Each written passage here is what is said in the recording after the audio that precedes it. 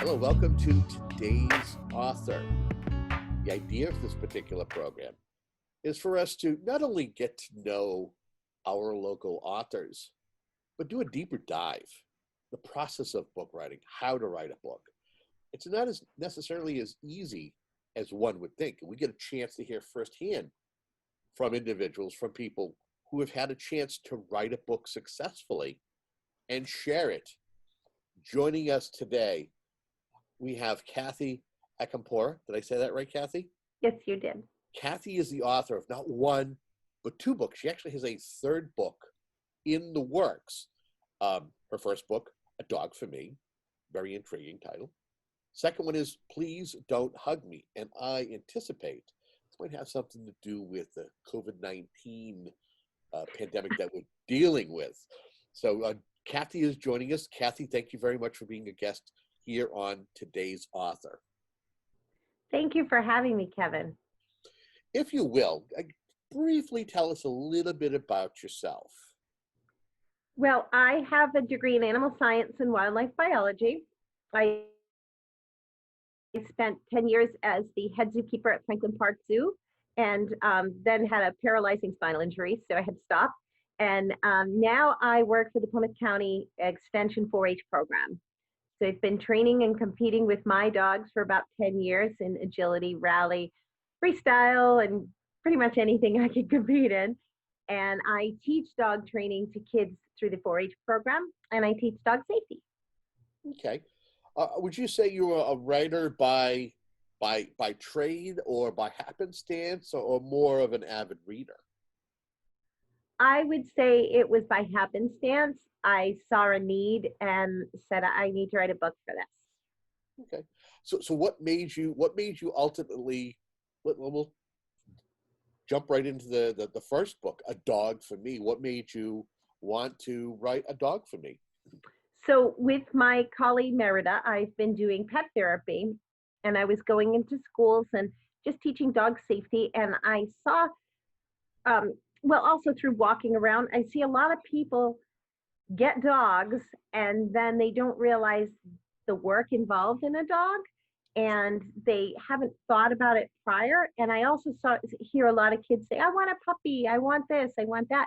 And I thought, gee, this would be a great little program to teach kids to think about the things that you need to think about before getting a dog. So the book is geared for little kids to be read to them and to invoke thought. So you also have Please Don't Hug Me. Yes. So while doing all these programs, I found that people just don't understand dog. We would go to pet therapy visits, and the first thing they would do is grab my beautiful collie's face, put their face to hers, and kiss her on the nose and hug her. And actually, in dog language, that's quite rude to them. They don't like that. So I took my animal behavior knowledge and decided to write a book to teach people how to properly interact with the dog safely. And then I was doing research, and I found that there are 4.7 million dog bites reported each year. And they say that only about 30% are actually reported, and 3/4 of the children by the family dog. And this is basically because kids don't understand dog language, and we don't either as people. So that's what the dog is all about. And with COVID going on, everybody's getting dogs, and everybody's home with their dogs right now. And the dogs aren't necessarily used to having this much attention. So dog bites are actually up on the rise because of that. So this book is really pretty pertinent to right now. It's interesting. Myself, I am a dog owner. And as you were mentioning it, I like to embrace my dog. Maybe I should purchase one of your books, because I don't necessarily understand my dog half the time, or some of their behaviors or their wants. What could I glean out of such a book as a dog owner? Quite a bit, actually. I go in depth about, I don't really go in depth. It's geared for families to read together. But things like watching for signals that your dog will give you when they don't like what you're doing. So one of the biggest first thing they'll do is they'll look away from you. And I see it all the time. I watch Good Morning America every now and then, and they always have their dogs, and they're forcing them to sit on the couch, and the dogs are looking away. And that's a sign from dog language saying, I'm not comfortable with this. And things like licking their lips is a sign of stress. It's an appeasement thing that they'll do to make themselves feel better. Yawning, same thing. And this book goes into all that, but it's done in pictures, and I can actually show you some of the pictures. I did it so that I always say even a monkey could understand. So here's one. So it's probably going to be backwards, but you wouldn't like a stranger to pet you on the head, would you? Dogs don't like it either. Just simple things like that. When you go to their head, it's very threatening to them. If a dog were to show dominance over another dog, they do it on top of the head. Going underneath is a better place to scratch a dog when you first meet them. Just, it's things like that. And it's very basic so that anybody can understand it. And it's all done with pictures of my 4-H kids, family, and my dogs. So what is the proper way to show your dog affection? Is it just strictly under the chin? Can you do it on the back side, or do they not like that either? Well, you know your dog better than anyone else. But once you've learned the signs they give you, I hug Merida, and I just do it because that's for me. She really doesn't like being hugged, but you feed your dog. You have a wonderful relationship with your dog. He's going to allow you to do some of these things that to dogs are kind of rude. So just watch your dog for the signs. I mean, my dog likes her backside scratched, but she loves to be, most dogs love to be scratched under here. It's just a spot that they love to be scratched. And a lot of them like what I call the brain sucker. When you go like this, I don't know why they like that, but just experiment and see what your dog reacts to. If they want more, they like it. If they walk away, you kind of did the wrong thing. Talk to me about the process of collecting and compiling information and then using that material in a book. Well, this took quite a while. I think it took me about 6 months. I wanted to make sure my knowledge, my research was accurate. So I consulted certified dog behaviorists for the language of what I was trying to say.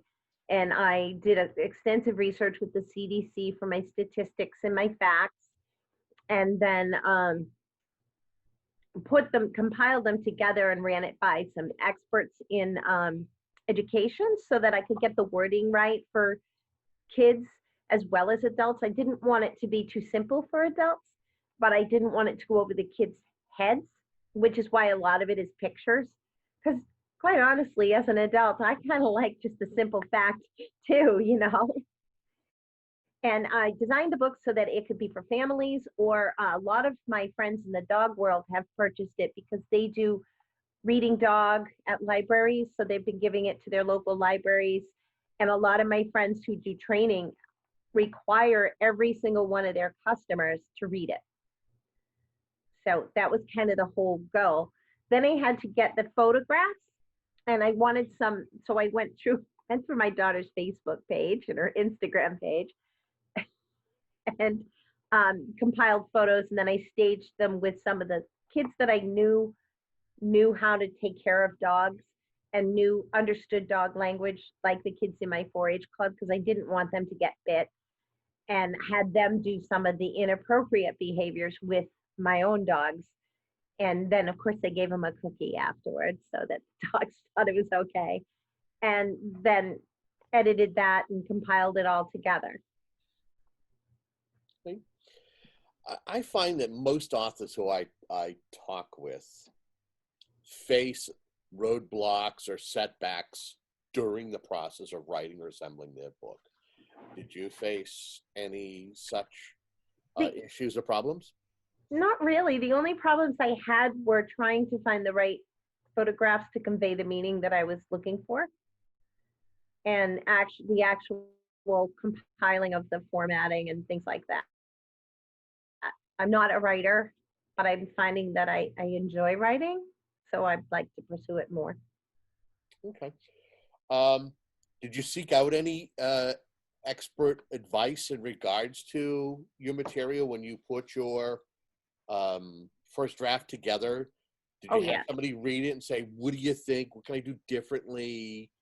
Grammatically is correct, stuff like that? I did. I had three pet behaviorists look at it. Then I had animal professionals look at it. Then I had couple children's librarians look it over, and then a couple of educators, just so that I could get it to the market I wanted to. Now, what was the process like to decide whether you wanted to self-publish or seek a publisher, and what route did you go? We self-published, and then we offered it. We went through Blurb. Expense was a big factor. I did this for the 4-H program because I wanted to go to schools, but I wanted a book to be able to display. And being a nonprofit, we had no budget. And I'm poor, so I don't have any budget either. So we could easily publish through Blurb, and then we got it on Amazon. It actually went very smoothly. So do a compare and contrast regarding your first book and your second book, because usually writing your first book, I've learned from talking to authors, is you learn a lot during your first process, which helps you tremendously when writing your second, third, fourth book. So in the first book, I didn't consult as many people. So when I look back on it, I see mistakes, and I don't think it was edited quite as well as the second book. And some of the consistencies were repaired when I wrote the second book. The nice thing about self-publishing is you can upload a revised edition, which I did a couple times. What was it like to get the first copies of your book and have it in your hand? Because that right there, that's like crossing the finish line in a race. Is, when you start off, the gun goes off, and you're writing it, you're putting it together, you're assembling the pictures, and chapter 1, chapter 2, before you know it, you got first draft, second draft, final draft, and then you choose your cover. What was it like to hold your first copy? Oh my goodness. I was like a kid on Christmas morning when that box came in with the books. I had to show it to everyone. I was so excited. So, and the other thing, probably I should back up a little bit here, and that's the other important aspect is, you could choose carefully the words and the pictures from cover to cover, but also choosing the cover. What was it like choosing cover art or graphics for A Dog for Me compared to Please Don't Hug Me? Well, I wanted this to be a series, so they're very similar. I wanted to use the same fonts, the same color scheme, and where I forgot to mention that all of the money from the sale of these books goes to the 4-H program. I don't get any of that. I make sure it goes to them because they're the ones who gave me the idea, kind of, it was through my job at the 4-H program. And I wanted to incorporate the green because that's the 4-H color. And I pretty much have the same cover for both books because I want it to be a series. Very nice. So you get the book. What was it like? Because from that point, okay, you've got you have a product. Now you have to turn into someone who markets your product, or you enlist in somebody. What was the decision you made to be able to get your book out there and get in as many hands in front of as many people as possible? So I booked every library in Plymouth County with a dog safety program. And first we did it for the younger folks to do A Dog for Me. And that got the book out there. And then I did some farmers markets and Marshfield Fair. I had a little table there. And then when Please Don't Hug Me came around, I did the same thing. And I've been in schools teaching the dog safety program. I market the book. Then I went through my dog network. When you show dogs, you end up all over the country with friends from all over the country. So they were really on board with promoting the book. I think we've sold Only about 100 so far, but we've just started. It's only been about a year, and we're gonna market it more.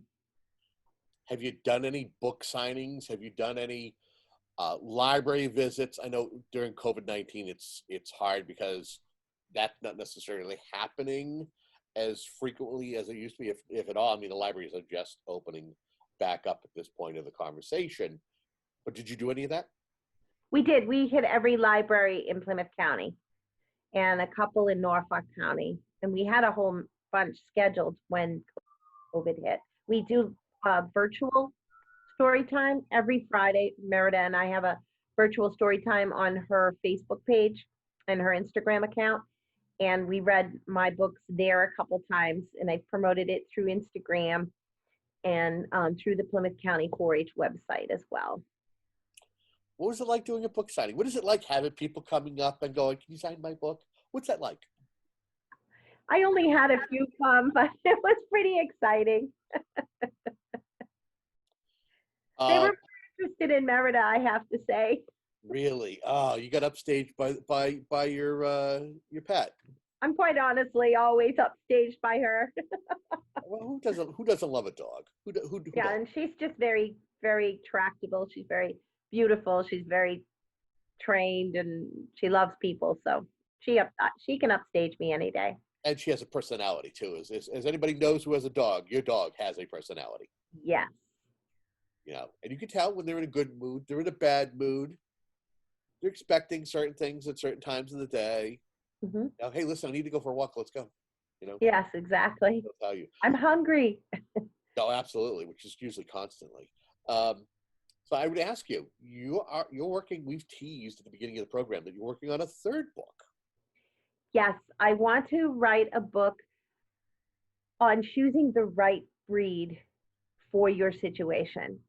As I'm out and about with Merida, I often greet people who just didn't understand that cute little puppy in the window was going to grow big, and that it was a breed that didn't like other dogs, or a breed that will put his nose to the ground the whole time and is difficult to train. And I'd like to see people, when they get a rescue, to research what breeds are in that dog, because they will have instinctual characteristics of the breed. So I'm trying to get it so that there'll be a questionnaire. So are you an indoor person? Do you have an apartment? Are you a couch potato? If you're that kind of dog, then a herding breed is not for you. So just those kind of things, and then give it some ideas on what they can do with their dog. Their children can join a 4-H dog program. You can join a dog training club. You can take fun classes. I mean, there's all kinds of fun classes out there, and the competition is out crazy. You can compete in dog parkour. It's unbelievable what you can do with your dog. So I would ask you this: is what kind of research are you having to do for this? I would think that you're doing much more research for this one.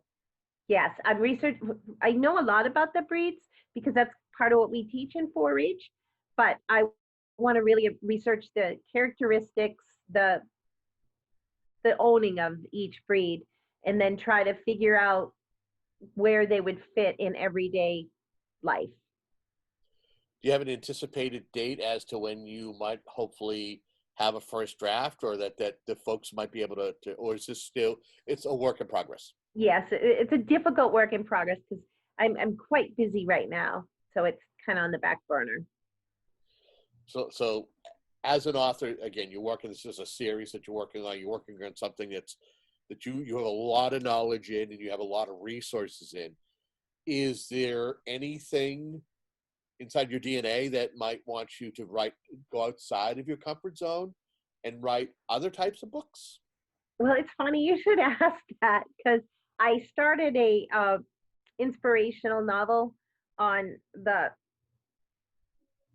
healing process of my spinal cord injury. I was paralyzed from the chest down and told I'd never walk again, and they removed 5 vertebrae. And through a miracle of prayer, I stood up and walked. And I'm writing something for that, but that's a little more difficult because it's a little more personal. And then when I was paralyzed, I started a children's book on our dogs because our dogs have done some pretty neat things. My other collie had found the abscess in my spine before it paralyzed me, and she saved my life.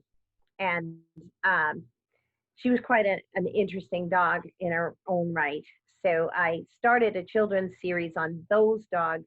I just have to wait for my hands to come back to illustrate them because I was an artist before I got hurt, and it's starting to come back. Okay.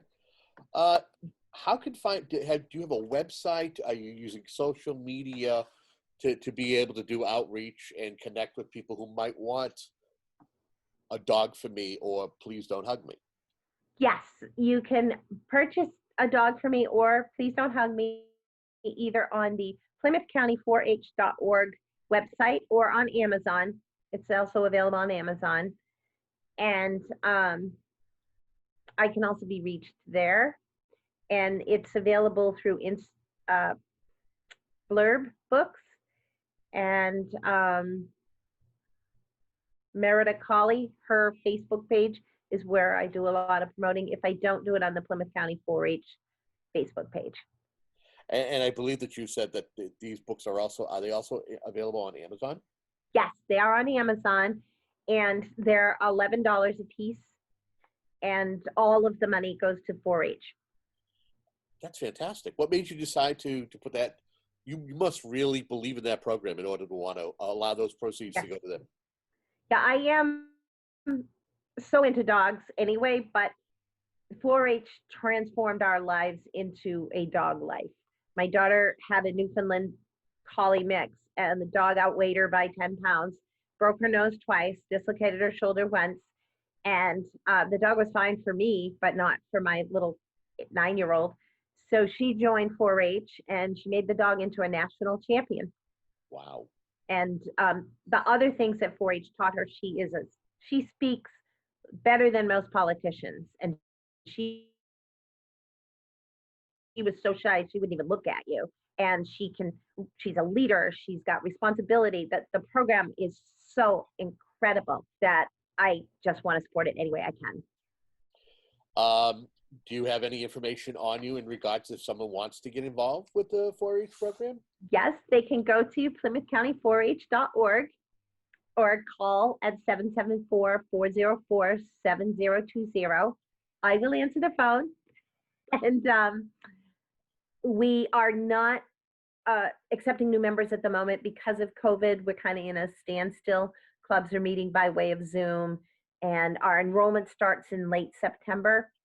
And so we're still kind of in a flux, but they can certainly get their name in there and their email. And as soon as things get going again, we will contact them.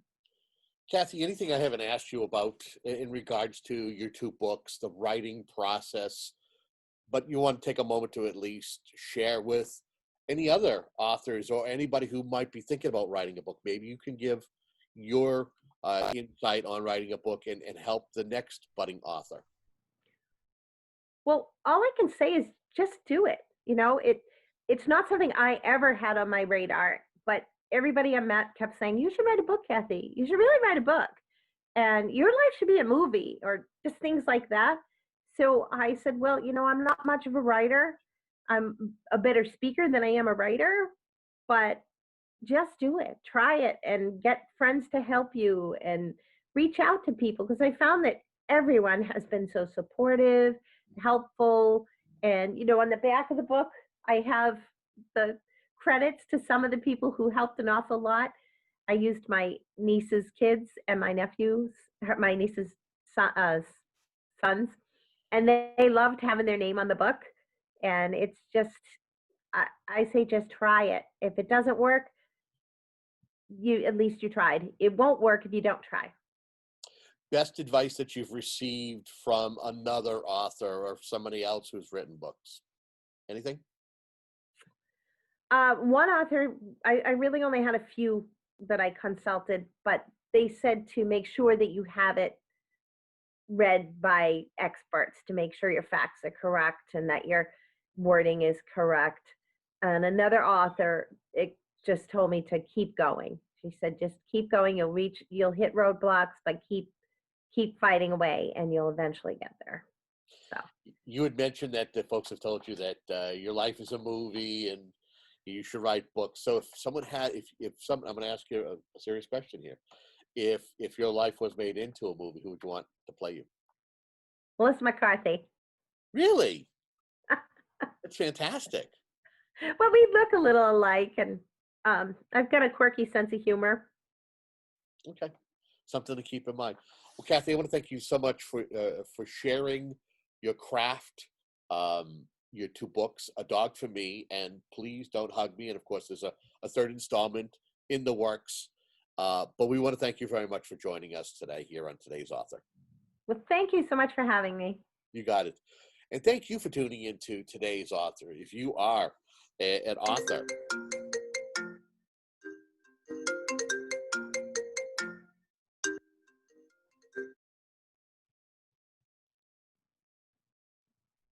that was weird. My phone. All right, so hold on. And we thank you for tuning into Today's Author. If you yourself are an author and have a book, a local author here on the South Shore or somewhere here in the Commonwealth of Massachusetts, reach out to us. info@whca.tv. We can have a sit down and talk about your book. Thank you for tuning in. Have a great day.